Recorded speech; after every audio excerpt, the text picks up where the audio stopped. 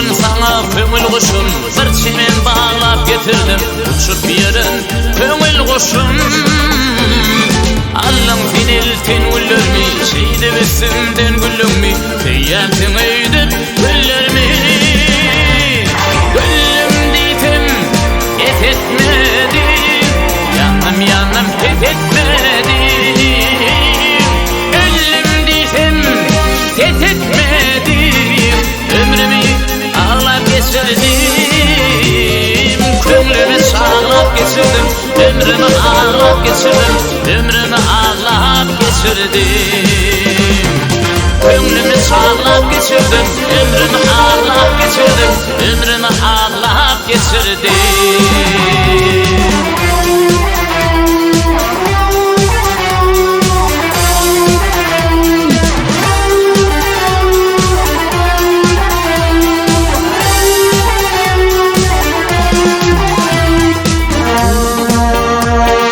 Tutulur ya asıl mı, duymadım alasılır mı, uğrunda tutuş yastık mı? Allım finiltin güller mi, şeyde besimden güllüm mi, hüyyetin öydüp güller mi? Güllüm deytim, et etmedim, yanım yanım et etmedim.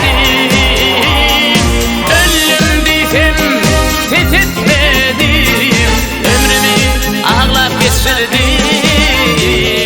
Köngülümü sağlap geçirdim, ömrümü ağlap geçirdim. Ömrümü ağlap geçirdim.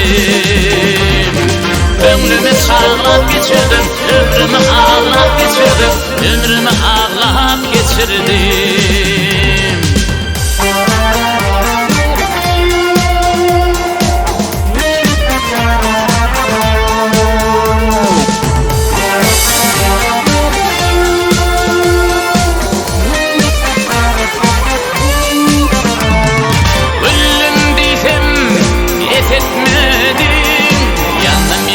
Et etmedim,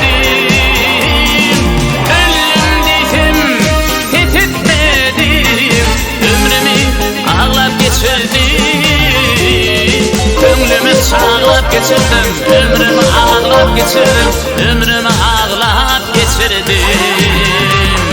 Köngülümü sağlap geçirdim, ömrümü ağlap geçirdim. Ömrümü ağlap geçirdim.